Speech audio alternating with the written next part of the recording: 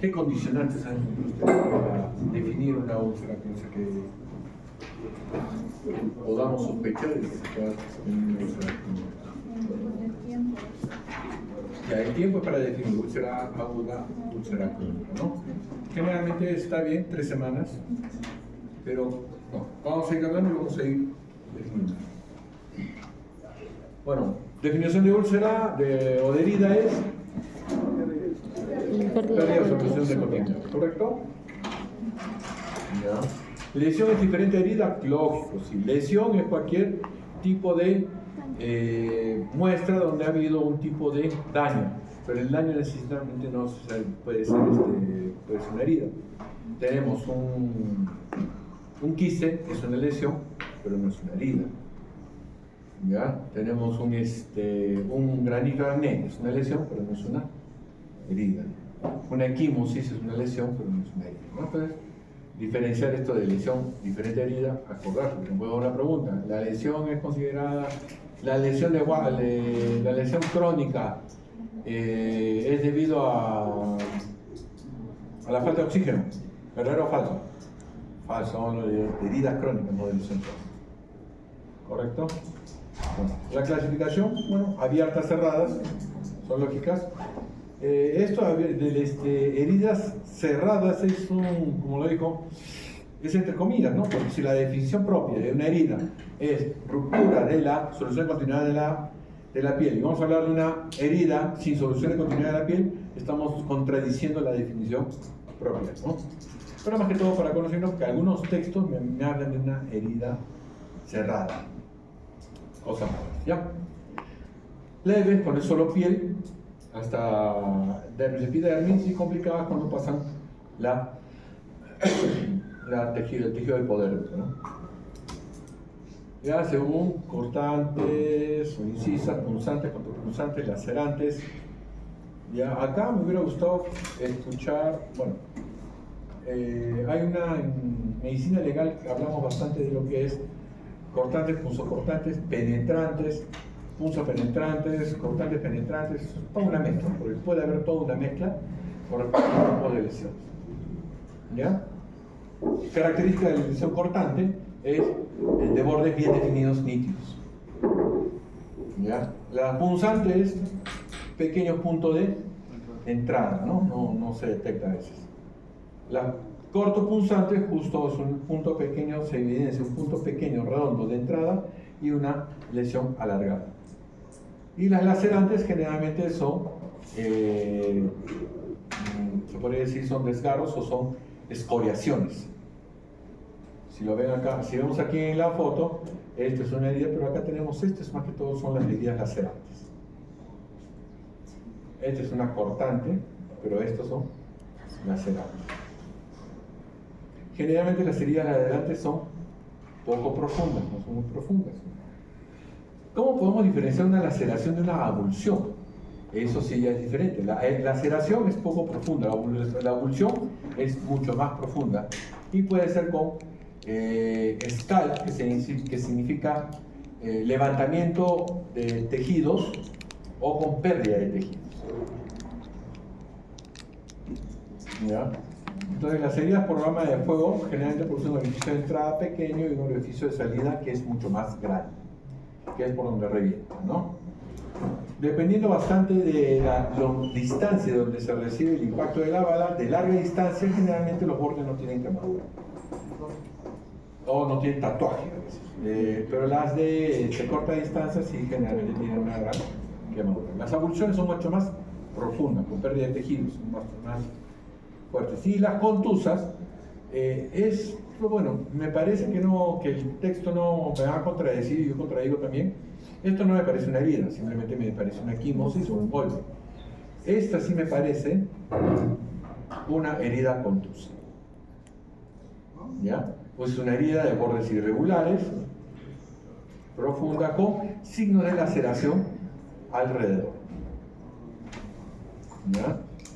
Esa es una contusión, no es una herida contusa. O podría decirse es una lesión contusa, pero no es una herida contusa.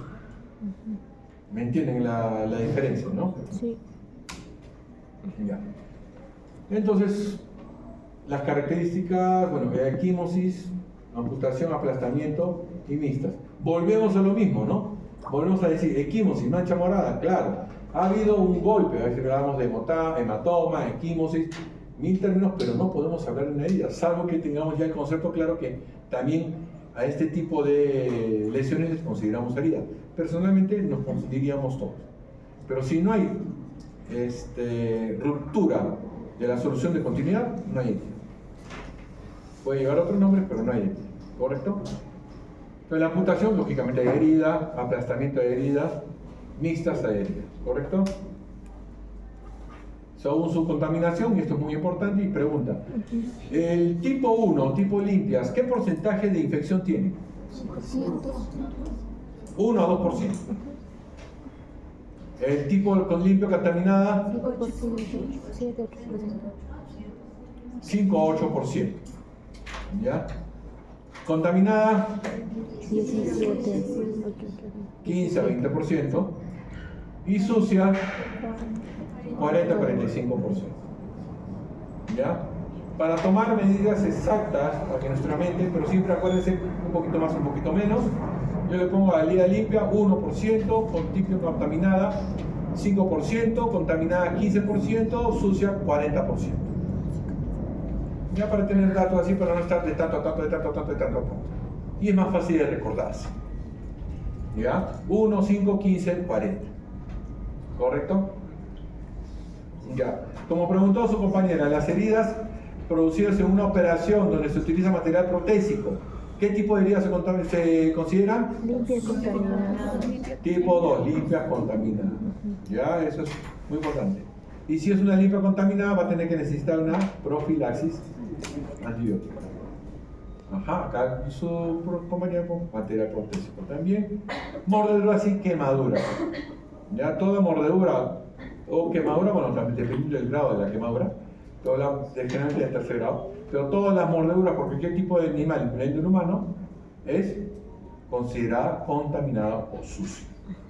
Ahora, mucho hablaba de considerar una herida contaminada o sucia de acuerdo al tiempo de exposición, ¿no? Una herida de más de 6 horas de exposición se consideraba sucia o infectada. Pero ahorita con el uso de antibióticos, antisépticos y múltiples elementos que nos ayudan a limpiar la herida, ya no estamos hablando con relación al tiempo.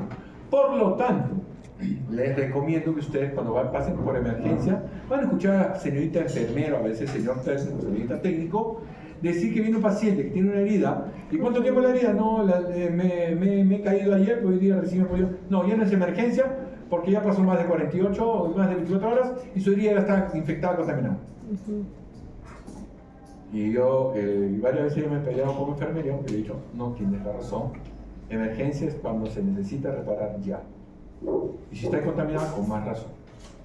¿Ya? Entonces los tiempos no son para discriminar qué tipo de herida es. Ahora, acá agudas y crónicas, lógico. Hay algunos textos que hablan de 15 días y otros hablan de 4 semanas. ¿Ya? Entonces, bien, porque ya tomamos una decisión, 3 semanas, listo. Para nosotros vamos a considerar una herida crónica aquella que no se cierra a partir de la 3ª semana. ¿Ya? Aún así sea una herida que queramos que cierre por segunda intención.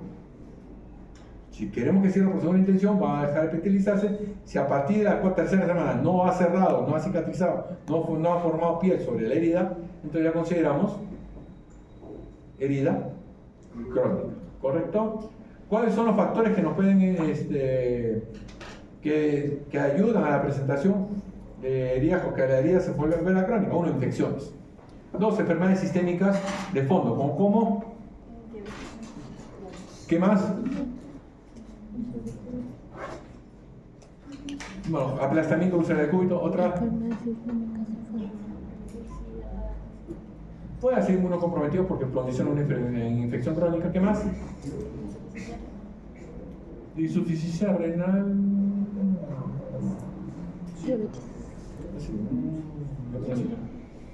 Por ejemplo, los úlceras varicosas. La presencia de varices en miembros inferiores condicionan que la herida sea crónica, ¿no? La diabetes mellitus, alteraciones de la irrigación, ¿cómo? a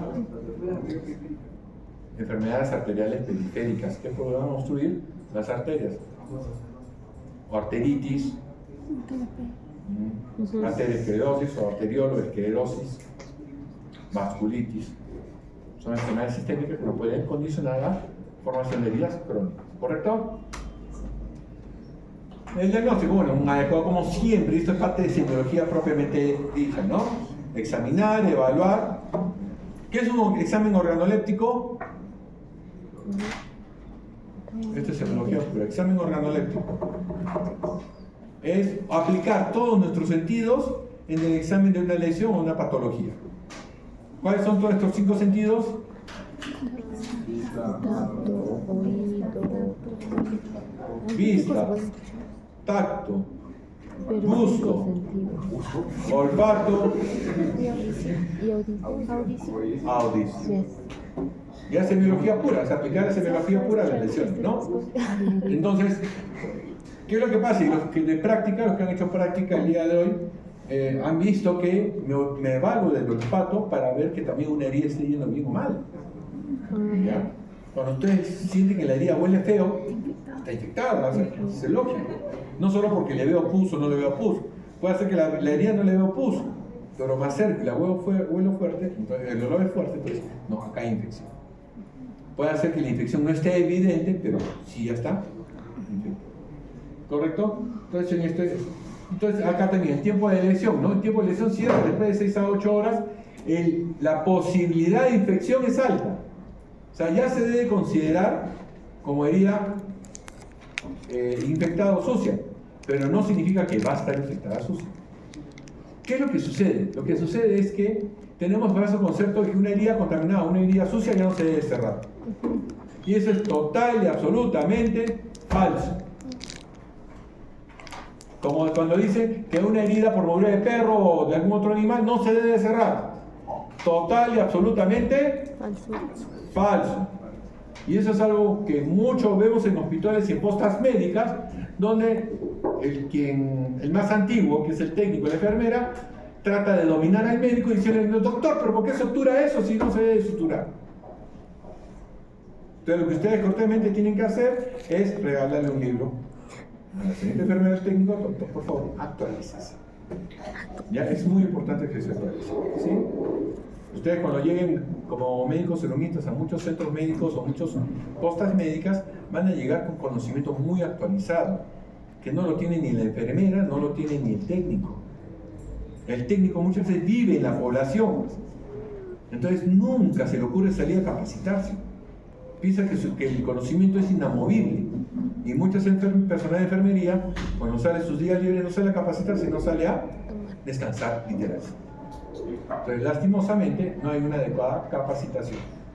Entonces, ver si hay contaminación, no hay contaminación, está recibiendo antibióticos, no está recibiendo antibióticos, de quién ha sido la lesión. Hay que sospechar, de mordeduras humanas son las peores, ¿ya? Y en el gato, cuando hablamos del gato, hablamos de la Pasteurella multocida, porque la Pasteurella multocida no solo se encuentra en la salida del gato, sino en las uñas del gato. Entonces, por eso es que los rasmillones del gato, o los arañazos del gato, 90% se infectan. Por eso duelen más que cualquier rasmillón.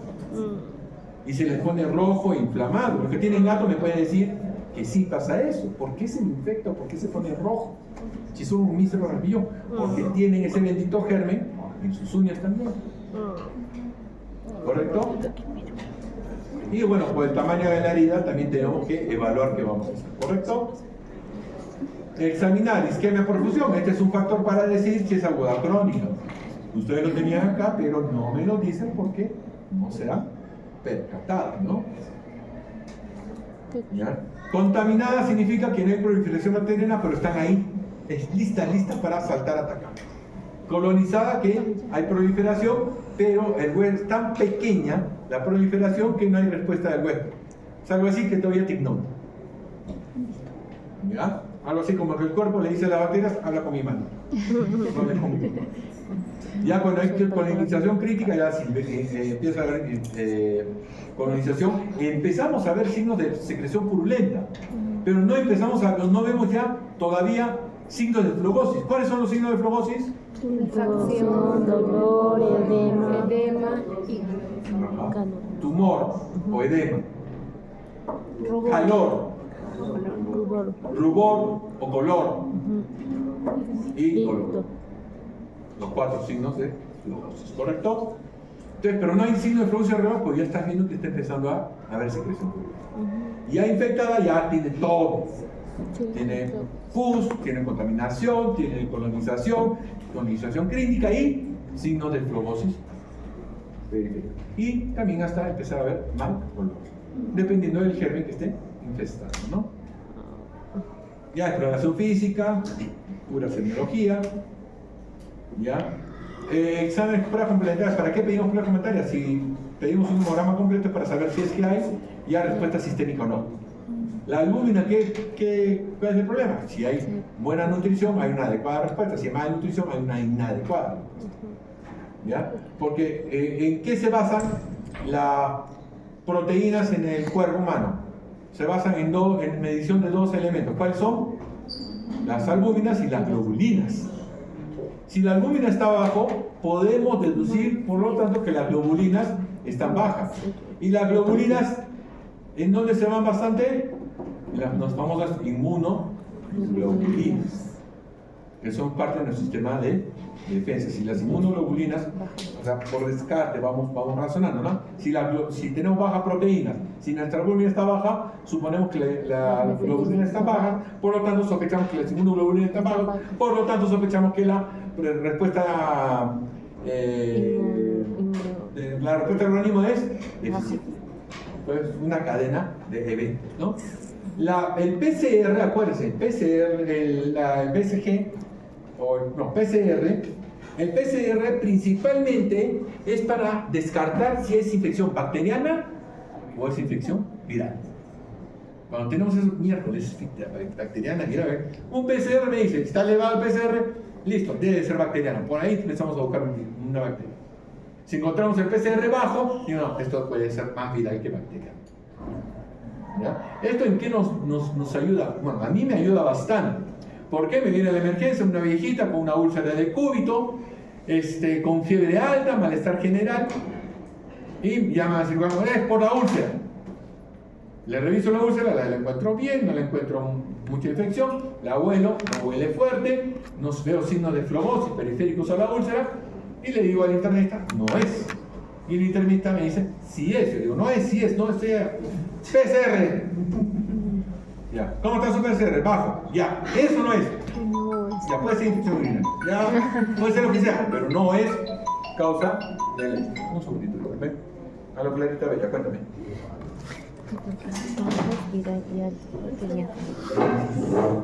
Ya.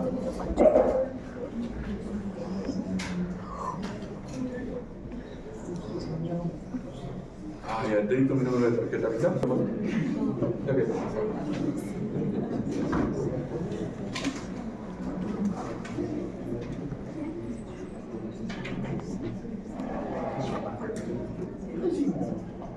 ¿En qué me quedé? ¿Qué estamos hablando? El PCR. Entonces, acuérdense, ustedes cuando vean clínica, toda esa parte, ven el PCR elevado, sospechar. Sospechar no significa que es totalmente cierto, pero ya me lleva a una guía, ¿no? Generalmente cuando hablamos de discriminación semiológica y tratamos de hacer todo lo que es la parte de medicina interna propiamente dicho, es descartando poco a poco. Y mediante exámenes vamos descartando no es, me parece, no me parece. Se va alejando, no me voy alejando y voy guiándome hacia el punto final que es el diagnóstico final. ¿Correcto? ¿Ya? Para complementarias, en caso que encontremos o tengamos necesidad de hacerlo, ¿no? Hay una herida punzante, punzo-penetrante en tórax, ¿qué significa? Tengo una plaquita de tórax, por si acaso había neumotórax. ¿Ya? Ahora, ¿qué significa una herida penetrante?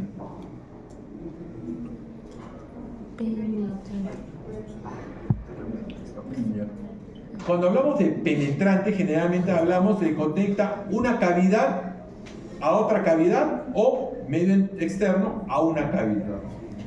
Por ejemplo, si tenemos una herida que me han clavado un cuchillo en el tórax, Entonces, es todavía una herida punzante, o punzo cortante, o contuso cortante, punzo cortante. Pero si llegó a perforar la cavidad hasta tórax, hasta parte interna del tórax, produciendo un neumotórax, produciendo una pequeña herida en la pleura, ya pasó a ser una herida punzo cortante penetrante, ¿no? Ok, acá. Igual en abdomen, igual en zona vaginal, en zona vesical, zona vaginal o genital o cráneo y cerebro. ¿Correcto? Y ahí por eso se debería pedir todo esto. Cuando encontramos heridas crónicas también es muy importante el cultivo. Muy importante, y eso métanselo a la cabeza siempre. Cuando llega un paciente con un absceso, con una herida, que está botando pus, lo primero que tienen que hacer es cultivo. Tomar cultivo. Tomen cultivo. Su asistente le dice, lávelo inmediatamente, límpialo, y dale antibióticos. Vean el cultivo. Eso déjaselo para la internista para que filosofe. No, el cultivo es muy importante porque dentro del tratamiento ustedes tienen que saber si está yendo bien su tratamiento o mal su tratamiento. Como que hoy día cuando estamos en práctica, ¿qué es lo que busqué antes de decir vamos a darle de alta a esta paciente? Resultado de su cultivo. Porque con el resultado de su cultivo estaba viendo si es que el antibiótico terapia que le estaba dando en forma ¿cómo se dice?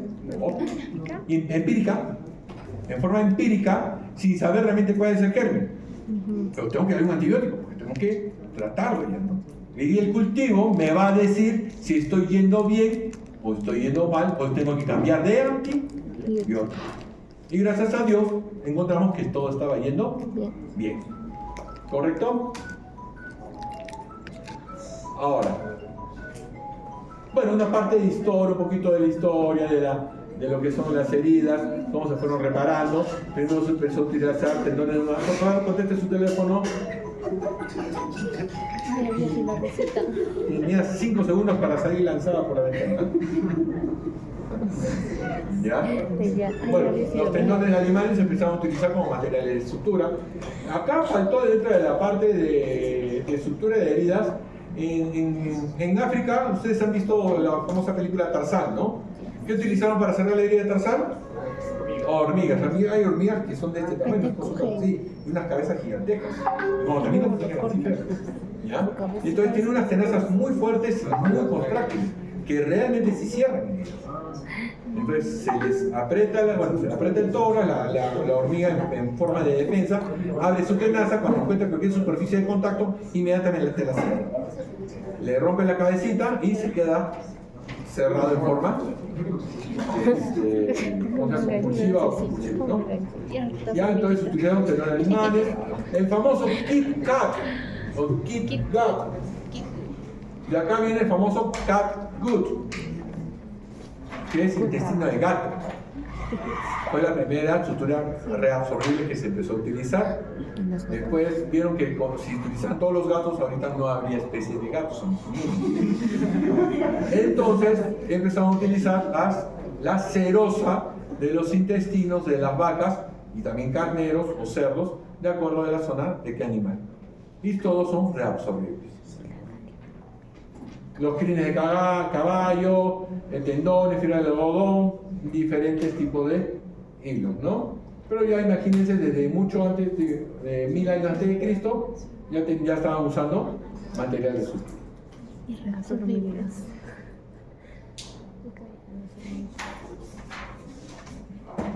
Ahora, los tipos de hilo, absorbibles y no absorbibles, cálculo simple, cálculo crónico. Cálculo por ejemplo crónico porque los bañan en una sustancia donde los impregna de cromo, haciéndolo más resistente a la absorción. Por eso en la siguiente línea van a ver cuánto tiempo se demora un cálculo simple en absorberse y un cálculo crónico en reabsorberse, ¿no? La cinta de cálculo se utilizaba antes para taponamientos hepáticos, para cerrar heridas de tejidos muy frágiles o friables, pero actualmente ya no se usan mucho. Los sintéticos tenemos muchos, pero son absorbibles. Tenemos los no absorbibles, seda, lino, acero, que generalmente ya la serie de lino casi no se usa. más se usa el nylon polipropileno, ¿no?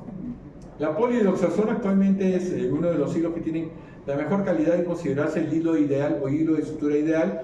¿Por qué? Porque tiene más, en 6 meses se reabsorbe, tiene una tensión muy parecida a lo que son los no absorbibles como nylon o polipropileno, ¿ya? Y es monofilamento. ¿Cuál es la ventaja entre un monofilamento y un trenzado? Como los ácidos poliglácticos, poliglacínicos, antibacterianos, es que como no tienen rendijas estructurales, disminuye la posibilidad de ser contaminados por gérmenes. ¿Ya? Esa es la gran ventaja entre los trenzados y los monofilamentos. ¿Ya? Acá vemos que, como el caldo simple, 5 o 7 días, caldo cómico 14 días, y estos son los tiempos en que se van resolviendo los diferentes elementos, ¿no? Y los no absorbibles nunca se van a reabsorber. Esto es para más o menos saber cómo leer la etiqueta, ¿no? De acuerdo a la marca,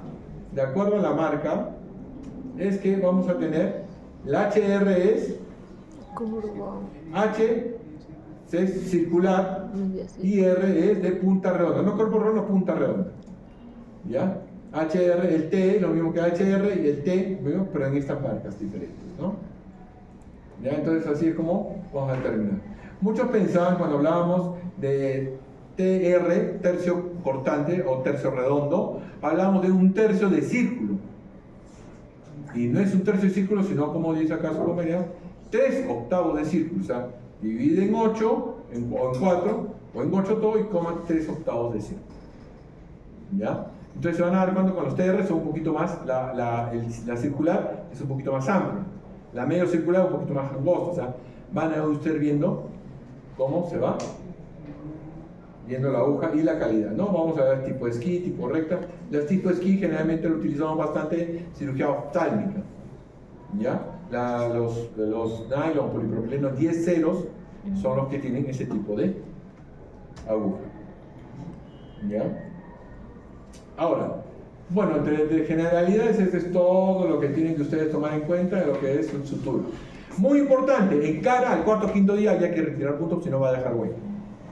¿Ya? Eso, aún así pongamos 5 ceros, 6 ceros, retiremos al cuarto o quinto día. No esperemos al 10º día para recién retirarlo.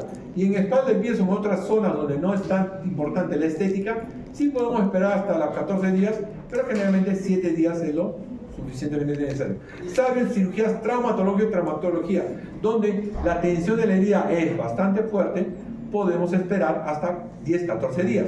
Por ejemplo, en cirugía plástica, ¿cuándo esperamos 10 a 14 días para retirar los puntos en abdominoplastia, por ejemplo? Donde hay tensión bastante fuerte en la zona abdominal. Bueno, los tipos de sutura, fue un repaso adecuado de lo que hace el proceso de técnica quirúrgica, ¿correcto? Vamos a ver. Ahora, lo que es tratamiento de las heridas hay que tomar en cuenta. Primero, bueno, la profilaxis tetánica, dando en cuenta todo eso. Pero como un punto muy importante, ¿cuál es la mejor forma de curar una herida? Agua y jabón. Actualmente ponerle mertiolate, azul de metileno, violeta genciana, acetilrojo, etc. medicamentos para curar una herida ya no es válido. Alcohol tampoco. Como digo en muchas ocasiones, ¿el alcohol para dónde es principalmente? Para el estómago. ¿Ya? Hay que tomarlo. ¿Ya?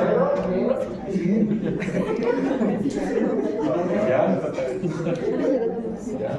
Por eso siempre hablamos de que, por ejemplo, me invitan una Coca-Cola y yo pregunto, ¿está curada o no está curada? Y me dicen, si está curada, yo me entendieron la respuesta. No decimos más cosas. Mientras menos digo, más evidencia hay, como nuestro queridísimo premier Otárola, ¿no? Que ya han fallado con todas y de todas, y ya no le queda otra permanencia. Ya fue.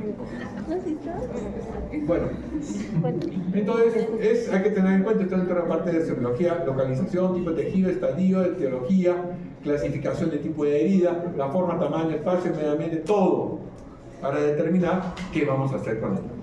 Ahora, ¿cuál es la diferencia entre una antibiótico terapia y una antibiótico profilaxis? La profilaxis es antibiótico. Perfecto, la intención. Uno es para prevenir infecciones y otro para tratar infecciones. ¿Qué otra diferencia hay?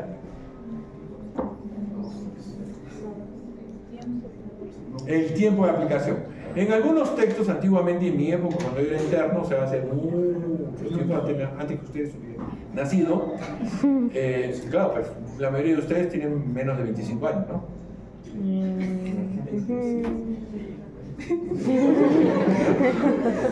Con pena. ¿Ya? Entonces, hablábamos de que se podía dar un antibiótico profilaxis hasta por 3 días. Actualmente no, se habla de 24 horas de antibiótico profilaxis como máximo y generalmente es para prevenir una infección. ¿Ya? Y no se puede dar más de un día. ¿Ya? Cuando pasa de un día ya hablamos de antibiótico terapia. ¿Correcto? ¿Ya? La antibiótico profilaxis generalmente se da cuando no está demostrada la infección. Pero la antibiótico terapia es cuando ya está demostrada el proceso infeccioso. ¿Ya?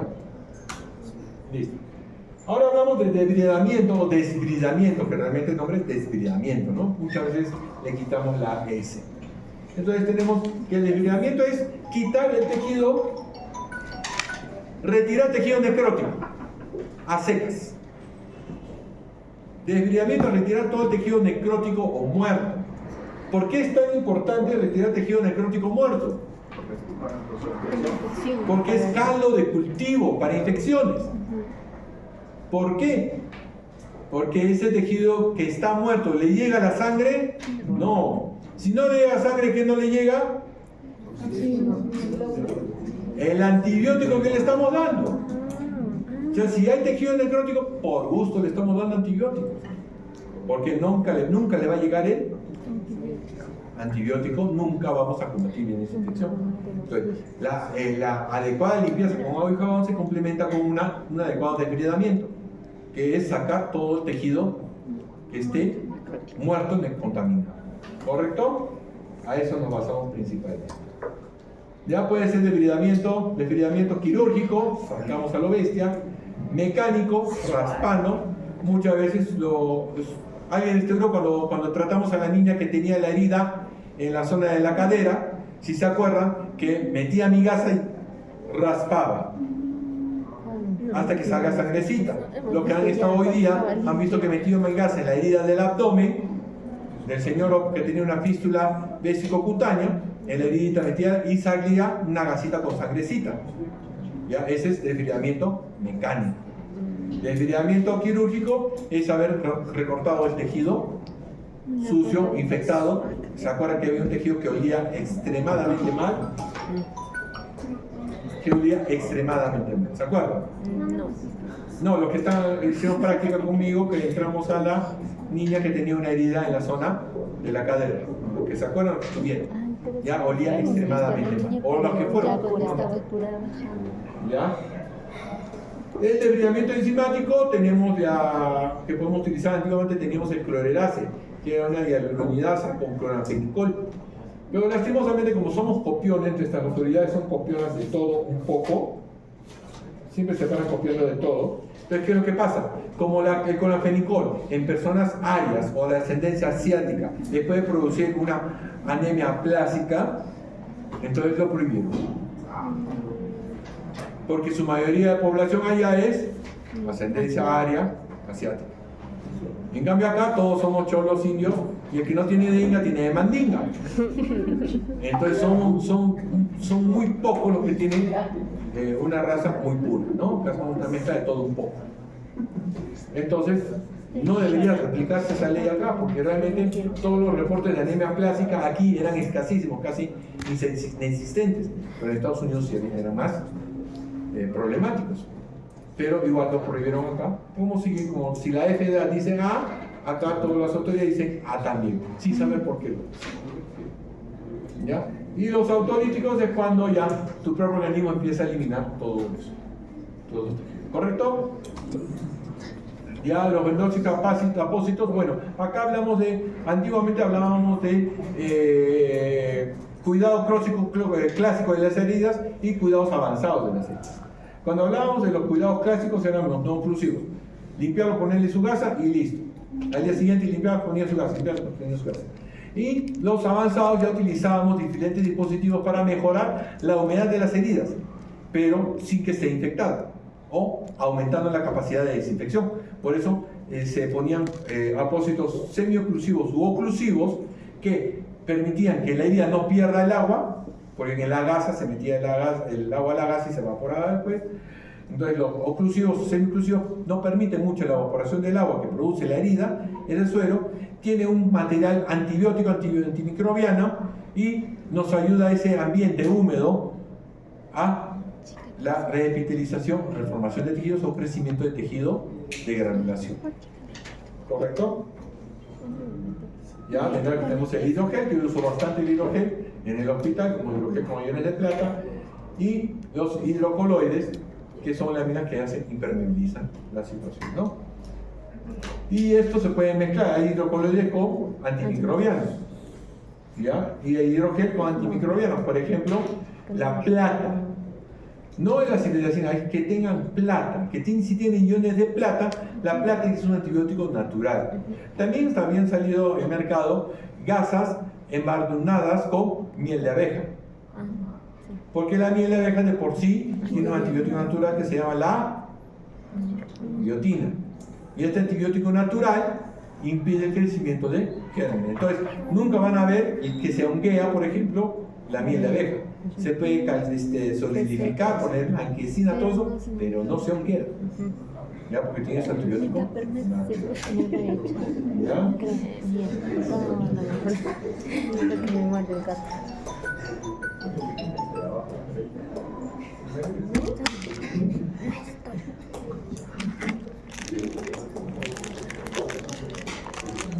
Bueno, el cierre por primera intención. Ya saben, el cierre de primera intención es suturarlo inmediatamente. Segunda intención es dejar unos días, 4 a 6 días, para que cierre. No, dejarlo por lo menos hasta 2 semanas para que cierre espontáneamente. Porque a partir de la tercera semana ya se considera herida, ¿correcto? De tercera intención son las que se esperan 4 a 6 días, promedio 5 días, para volver a intentar cerrarlo. Se le llama de tercera intención o de primera intención diferida. ¿Ya? Pero se considera de tercera intención. Y cuarta intención es cuando ya necesitamos agregarle otros tejidos para que cierre la herida, por ejemplo, injertos de piel o colgados. Ya no solo injertos de piel, sino también colgados. Ya la línea de Slanger, como lo vieron también en la primera exposición de semiología de la piel, son los que nos ayuda a determinar cómo va a ser la sutura o los cierres de manera más estética. Un segundito. Salud, mijita. Estoy todavía en clases, pero vente al edificio. Para ahí nos vamos a ver tu carro, ¿ya? Sí, estoy en la línea del 5º piso. Ya, mijita.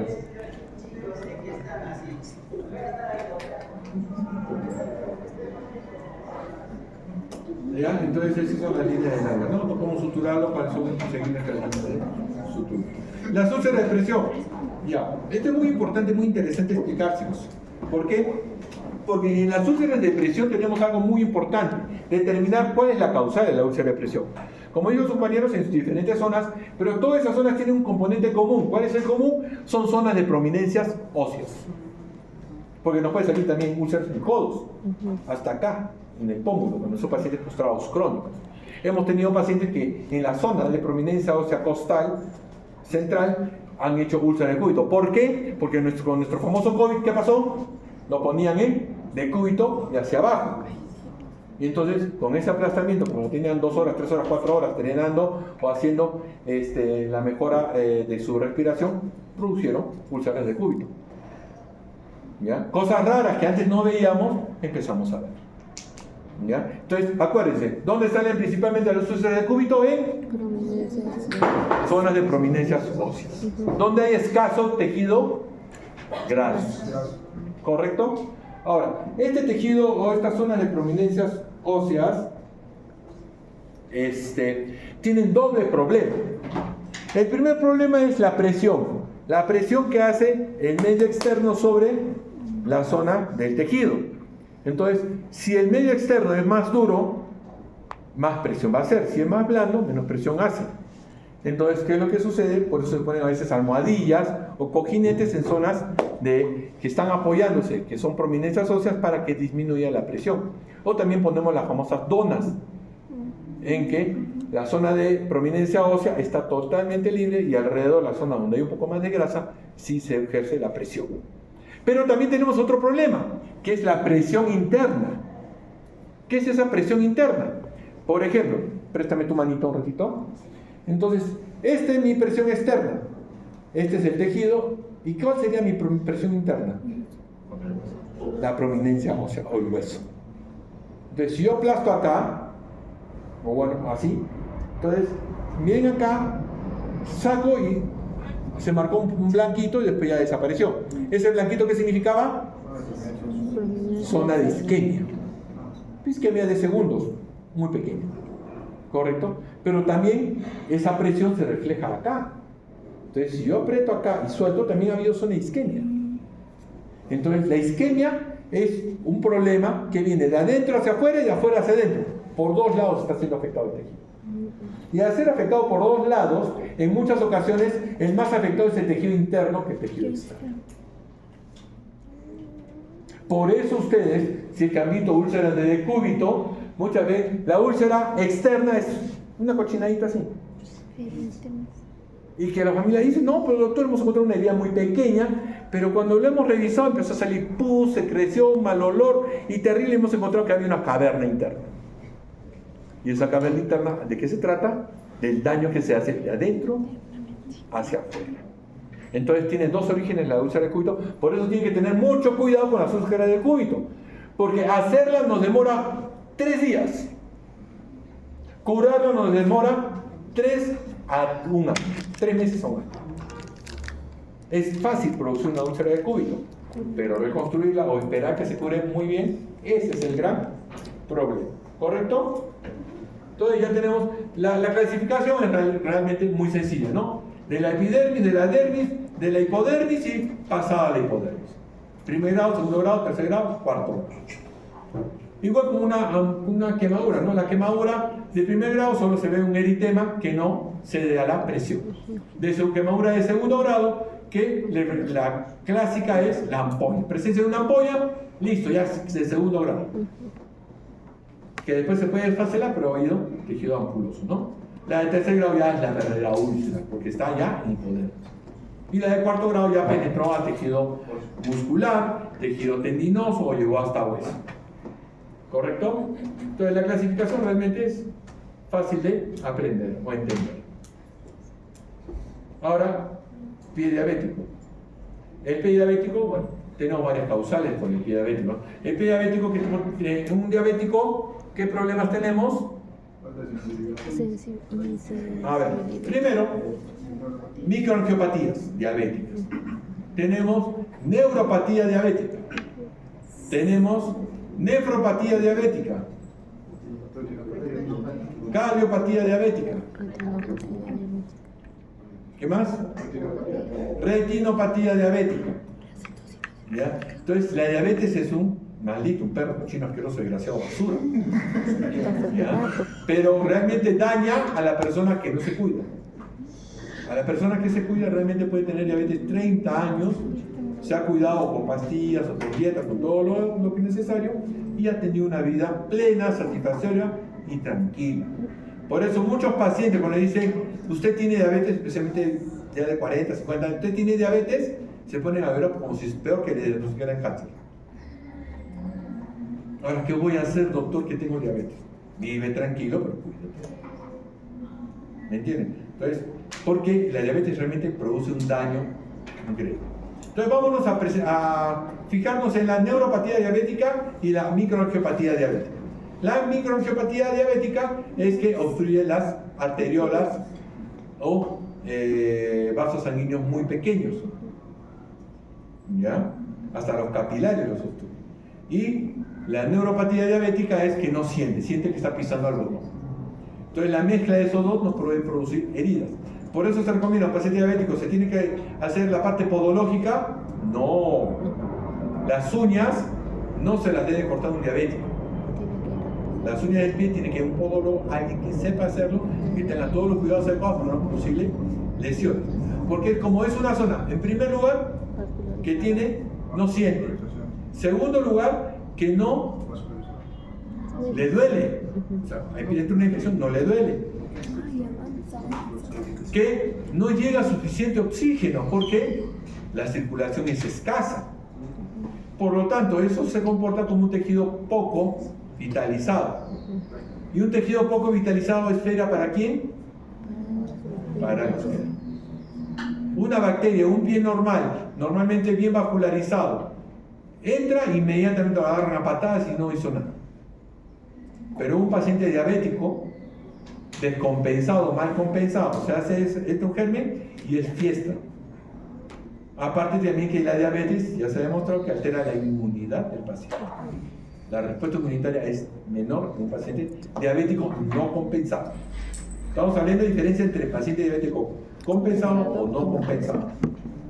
¿Ya? Como paciente diabético compensado es casi una persona normal. ¿Correcto?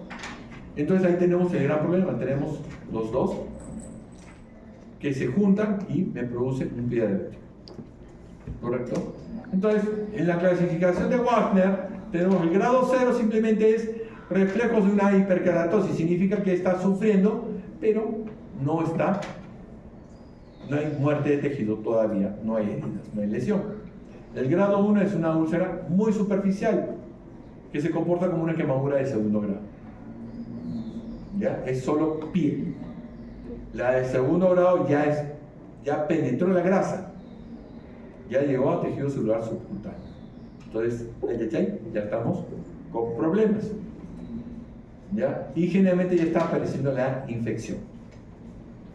¿Ya? En zonas delgadas como en dorso de pie ya empieza a verse, como dice acá, algunos ligamentos. Verse, pero no afectarse. Empiezan a verse, todavía la cápsula todavía está intacta. Pero ya de cuarto grado ya son mucho más profundas, ya hay infección franca, hay generalmente mal olor y hay tejido necrótico visible. Y en el cuarto grado ya no hablamos de herida, sino hablamos de necrosis. Si se dan cuenta, en el tercer grado es el límite. Todavía no vemos tejido necro o desvascularizado, o partes de piel desvascularizada o necrótica, sino todavía vemos herida. Pero cuando ya vamos de cuarto grado o quinto grado, vemos que, por ejemplo, esta ya es un cuarto grado. Dos segmentos de dedo que están necróticos. Pero no hay nada de heridas acá. No hay heridas. Pero ya son de cuarto grado. ¿Correcto? Ya no necesariamente puede haber herida. Pero ya es un Wagner 4. Y el Wagner 5 ya compromete todo un segmento más grande del pie. Que definitivamente la forma clásica como se expresa es momificación del miembro de la zona, ¿no?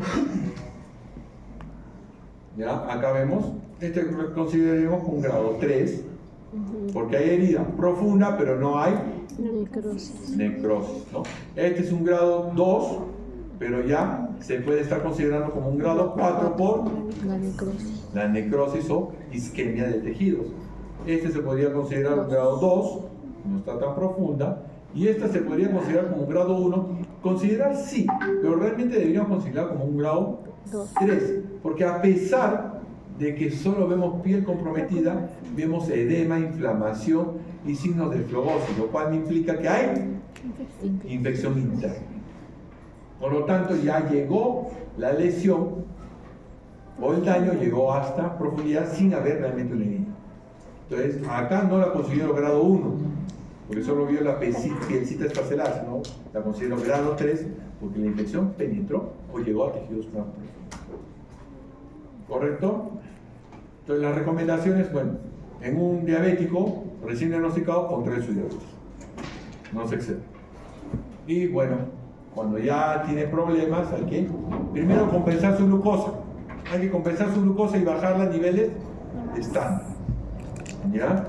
Antibiótico terapia y la debridación de todo tejido necrótico. en estos casos ya surgen los métodos de mayor evolución y más tecnológicos para mejorar las heridas. Por ejemplo, la cámara hiperbárica, la ozonoterapia, y muchos hablaban de la miel de abeja o azúcar rubia. Ahí es donde sí utilizamos azúcar o miel de abeja, porque a cualquier herida, lastimosamente, el concepto está mal utilizado y mal empleado y mal dirigido. Es que a cualquier herida que quieren echarle azúcar rubia para que cicatrice más rápido. Falso, es totalmente falso. Hay que saber qué tipo de heridas son las que necesitan su azúcar o su miel de abeja. No es a todas las heridas. Si vemos que una herida con métodos convencionales está limpiándose y ya está cerrándose, ¿para qué le vamos a echar azúcar? ¿Para qué miel? ¿Para qué vamos a hacer todo un charcherío? Entonces, pero en piel diabético sí tenemos que utilizar elementos que ya van fuera de lo normal, como antibióticos naturales, como utilizar el famoso hidrogel. ¿Para qué utilizamos el hidrogel? Porque el hidrogel crea un ambiente hiperosmolar. Al crear un ambiente hiperosmolar, viene la bacteria que hace, encuentra y que lo que hace se necrosan inmediatamente. Porque el ambiente se lleva todo su agua y la mata. ¿Ya? Entonces hay que aprender para qué heridas utilizar la miel de abeja y ver cuáles son las condicionantes que están haciendo que esa herida sea crónica.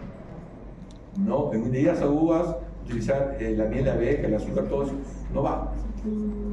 Pero ya en heridas crónicas hay que pensar qué podemos utilizar de acuerdo a el origen de la herida. ¿Correcto? Listo, muchachos. ¿Alguna pregunta, duda, miedo, temor, pánico, terror? Ya, muy bien, chicas. Espero que sea divertido.